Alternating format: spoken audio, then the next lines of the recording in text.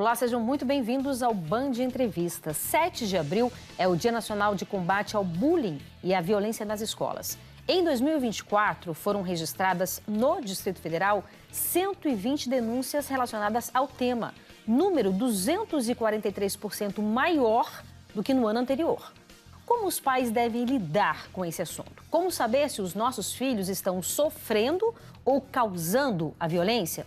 E qual o papel da escola e da sociedade nessa luta?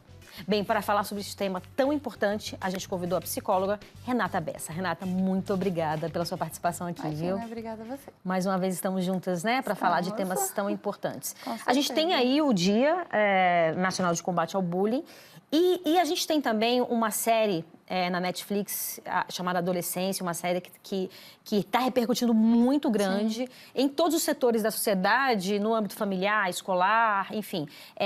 A repercussão, de fato, está sendo muito grande. E aí, eu queria te perguntar, a gente vai tratar um pouco sobre esse tema, baseado também na série que eu acho que vale a pena. Eu queria te perguntar o seguinte, o que me parece, no primeiro momento na série, é uma desconexão entre os pais e os adolescentes, os filhos. E aí eu queria te perguntar, essa desconexão, a gente pode afirmar que ela vem acontecendo nessa atual sociedade que a gente está vivenciando? Eu acho que sempre existiu, né, Renata? Até porque a adolescência é aquela fase em que o indivíduo está se reconhecendo no meio para além da família, né? Então, não sei se sempre existiu a desconexão, né? Mas sempre existiu esse descolamento, né? Da família, dessa busca por identidade. É a época que começa a achar a família chata, tem vergonha, quer afastar, quer criar o seu próprio universo, né? E a linguagem do jovem, ela é diferente em determinados momentos, essa queda das gerações. O que eu acho que piorou essa desconexão... são dois pontos. Nós, muitas vezes, como adultos, a gente não tem dimensão do quanto eles são nativos tecnológicos, né? Então, o que a gente acha que a gente sabe sobre a internet, o adolescente sabe 20 vezes mais. Verdade. Né? E ele sabe acessar coisas que a gente nem imagina, né? E aí, então, vira um buraco muito maior de... Eu não tenho nem ideia do que esse adolescente, do que meu filho está vivendo, porque eu olho ele no quarto supostamente seguro, né? Falando, ele tá com as coisinhas dele lá, no jogo dele, nas coisinhas dele, mas a gente não tem ideia, muitas vezes, do que de fato está acontecendo, né? O que ele está acessando, que mundo que existe gigantesco esse da internet, né? Então, existe muito essa desconexão.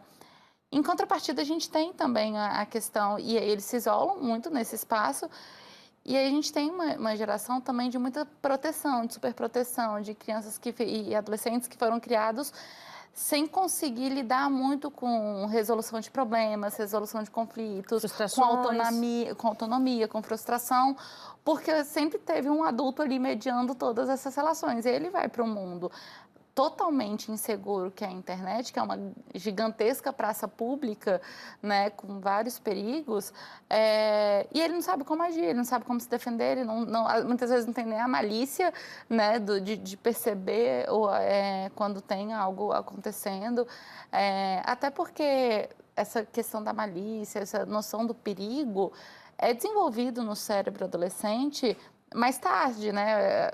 O nosso córtex frontal, que é a parte do juízo nosso, ele é formado depois dos 23 anos, né? Então, realmente, eles não têm muita maturidade cerebral, inclusive, para esse discernimento, né? E aí, junta com um ambiente muito controlado, então, fala, você não pode ir para a rua, mas você fica aqui no seu quarto que é seguro, né? Você cria ainda mais esse abismo ali, né, de uma desconexão. Muito desafiador, só para a gente poder situar. Essa série, como a gente falou, né, está repercutindo aí mundialmente no Brasil também. Então, existe uma família tradicional, o pai e a mãe, os dois filhos, e o filho de 13 anos, que é uma criança. 13 anos é uma criança, ele é acusado de ter matado uma colega da escola, né? Então, a série toda começa com esse tema. E assim, é muito interessante também, porque além de várias abordagens que a gente faz, vários temas, quem vê e quem é de televisão percebe que eles fazem um plano sequência, que também é muito interessante. Te coloca na parece que você está vivenciando mesmo ali, né? É bem interessante, inclusive para o debate.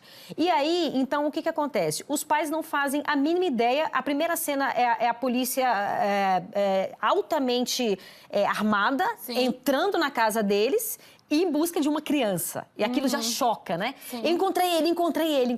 E quando encontra ele, é uma criança. E os pais não fazem a mínima ideia dos dilemas que ele estava vivendo. Aí coloca como se ele estava sendo vítima de bullying na escola, não é isso? Ele dá sinais do bullying, né? Quais os sinais, assim? Na série não fica muito claro os sinais que ele deu antes, né? Desculpa, eu vou reformular minha pergunta. Tá. Quem está sofrendo bullying, já que a gente está falando da série e também trazendo isso pra gente? O jovem, a criança, o adolescente que está sofrendo bullying, ele dá sinais? Ele sempre dá sinais, né? O sofrimento, ele não tem como a gente passar inerte a ele, né?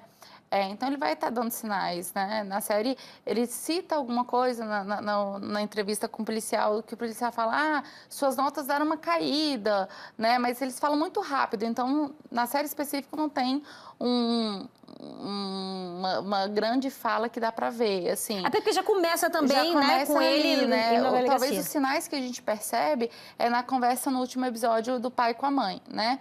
Mas o adolescente, ele dá, então ele se isola mais, ele se fecha muitas vezes mais. Sinais até de, por exemplo, sempre teve um grupo de escola, de repente você percebe que ele não está mais falando, você fala, você não vai para casa do fulano, que ele sempre ia, e não vou, e não quer expandir ali, né? Então, você vê uma troca de grupos importantes, você vê uma mudança de comportamento, às vezes na nota. Quando é meninos, principalmente, meninos... A nossa sociedade não sabe falar muito sobre tristeza para meninos, né? Então, os meninos muitas vezes estão mais nervosos, com mais raiva, mais irritados, e aí você acha que é aborrecência, né? E não, na verdade, às vezes é alguma questão que está acontecendo nesse ambiente, que está gerando muito no ambiente da vida dele, escolar, que está trazendo essas reações, né? Mas mudança de comportamento sempre tem. Por isso, a conexão dos pais tem que estar mais atento nesse diálogo para você perceber.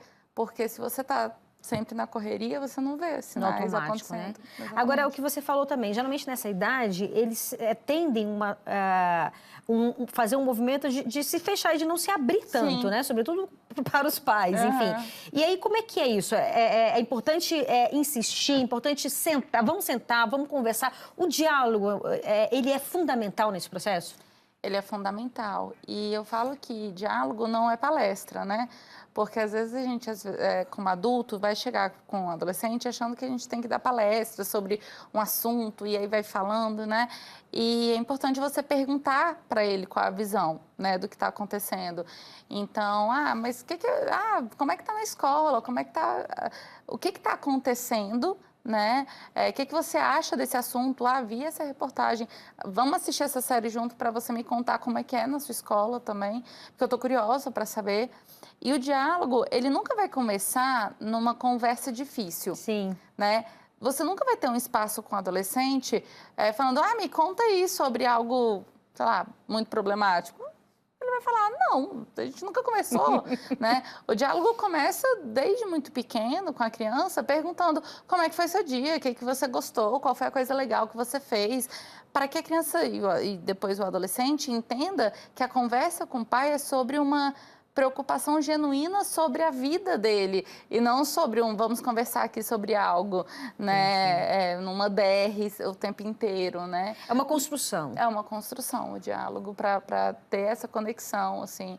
E não só de um diálogo superficial.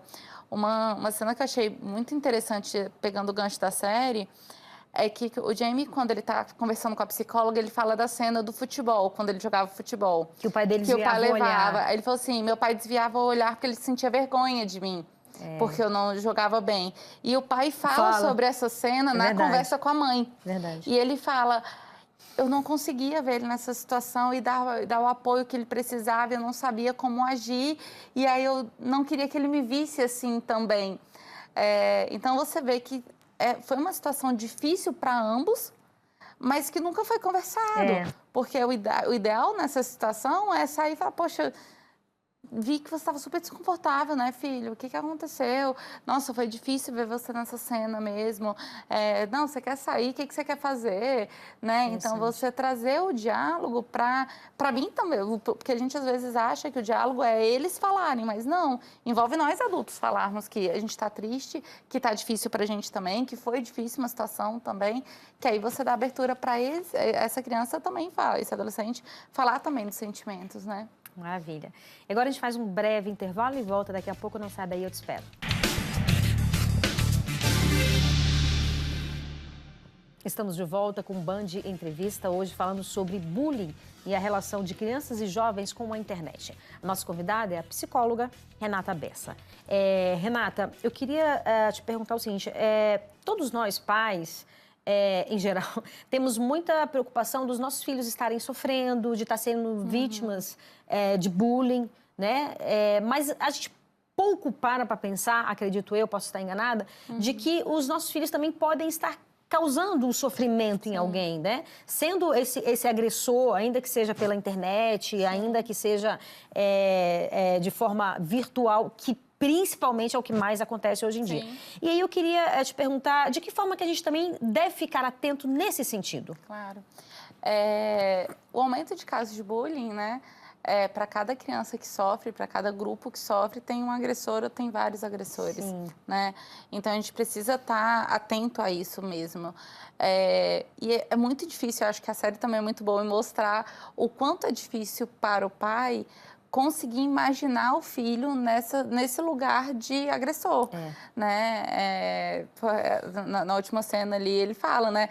Foi ontem que ele estava aprendendo a andar, foi ontem que ele estava crescendo. Porque a gente tende a ver nossos filhos, né? E falar assim, ele ainda é uma criança, né? Então, a gente não imagina. Mas sim, nossos filhos, eles podem estar, né, sendo os agressores. E o que é importante a gente estar olhando? E aí vem a parte de um acompanhamento mais de perto deles também, de um controle parental, de redes sociais com controle parental, de às vezes dar uma inserta no grupo lá da escola para ver, deixa eu ver aqui. E é claro que quando eu falo isso, eu não estou pedindo para a gente ficar olhando o grupo do WhatsApp do filho para ver a fofoca de quem beijou quem gosta de quem, né? Mas assim, é o linguajar que o seu filho usa com as pessoas, o comentário que ele faz, que tipo de comentário ele está ali acessando, pegar temas... As sutilezas até, né? Exatamente, as sutilezas. Às vezes pegar um tema polêmico, né? Sair com, né? Não, como é que foi essa situação para ver o que ele pensa sobre um determinado assunto. Então, tá acompanhando de perto é importante também para saber se ele também não está sendo alvo. O que ele pensa, o que ele vê desse grupo. E eu acho que o espectro também de quem comete o bullying hoje em dia também se ampliou, né? Porque antes era aquele lugar caricato, né? Do popular da escola, né? Daqueles que tinham mais privilégio, seja por aparência, seja por condição física, cor, raça, qualquer coisa, que eu estou num lugar superior e aí eu oprimo quem é menor do que eu, né? Hoje, além desses que eu acho que, infelizmente, sempre vão existir, né? Esses que foram marginalizados têm acesso ao mundo inteiro, né? De grupos que incitam ódio na internet, que é o caso que a série mostra, né? O Jamie, ele não é caracterizado como um menino popular que, eu quero pegar todo mundo, eu sou pegador. Não, é um menino extremamente fragilizado, com a autoimagem, a autoestima muito baixa, né? Que ele vê nos grupos, olha, o motivo do seu sofrimento É porque as mulheres, né, só gostam de... Aquela regra que ele fala lá, né? 80% das mulheres só gostam de 20% dos homens. Que é o celibato involuntário que eles falam. Então, a culpa é do feminismo que fez as mulheres estarem assim. E o ódio, ele agrega. E tem a questão do pertencimento. Então, ele vê vários... adolescentes com sofrimento parecido, falando do mesmo ódio e da mesma...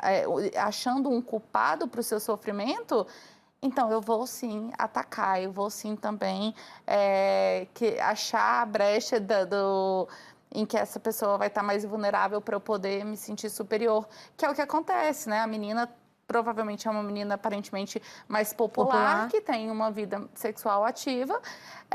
E aí ela foi exposta num cyberbullying, morrendo de vergonha. E ele fala, eu fui esperto, né? Eu usei desse momento para chamar ela para sair.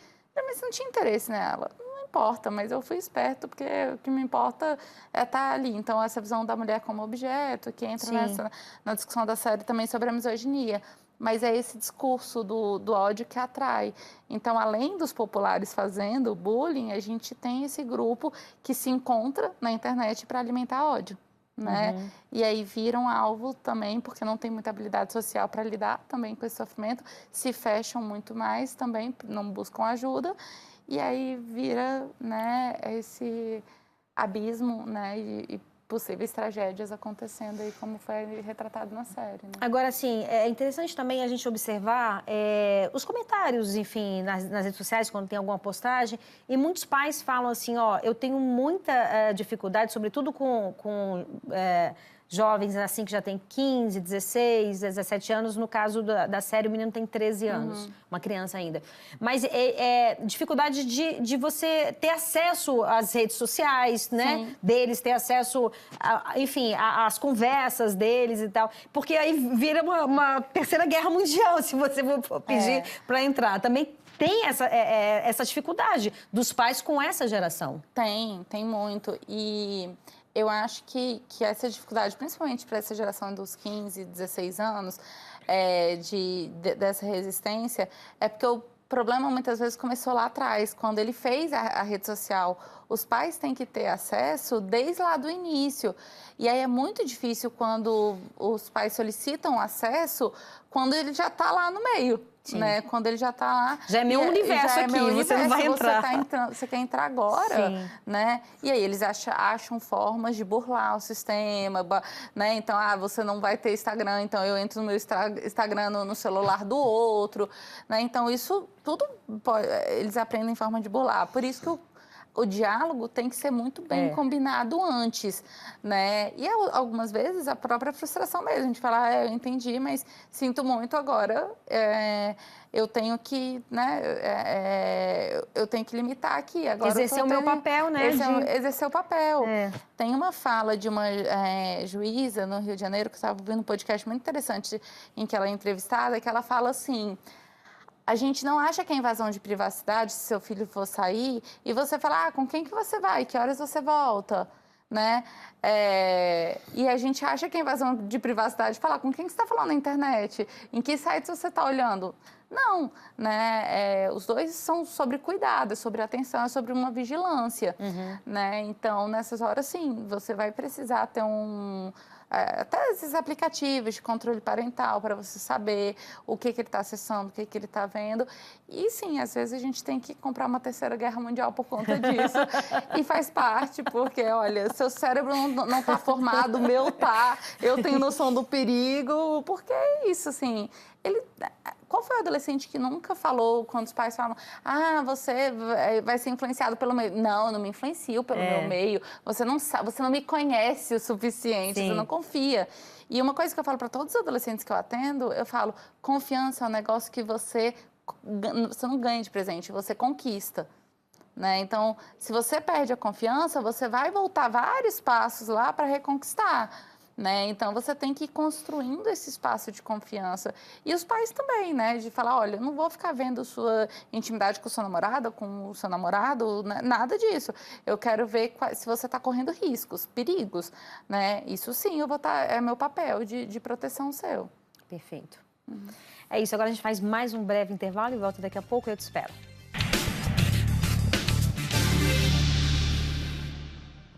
Estamos de volta com o Band Entrevista, hoje falando sobre o bullying e a relação de crianças e jovens com a internet. A nossa convidada é a psicóloga Renata Bessa. Renata, é muito interessante tudo que a gente falou aqui. Nós falamos sobre a importância do monitoramento dos pais, enfim. Queria posteriormente também falar um pouco sobre a questão social, mas eu queria entrar no âmbito escolar. Porque isso, quer dizer, foi um estudante que matou uma outra estudante. A gente está falando da série Adolescência, que está na Netflix, né?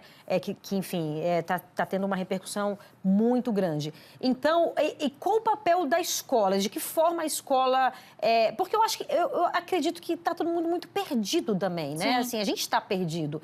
É uma geração que tem acesso à internet, que já nasceu com a internet. Não é na nossa... A gente não nasceu assim, a gente entrou mais ou menos, né, no caminho. Enfim, qual o papel da escola? Qual a importância da escola no combate ao bullying e na fiscalização também do que está acontecendo naquele ambiente?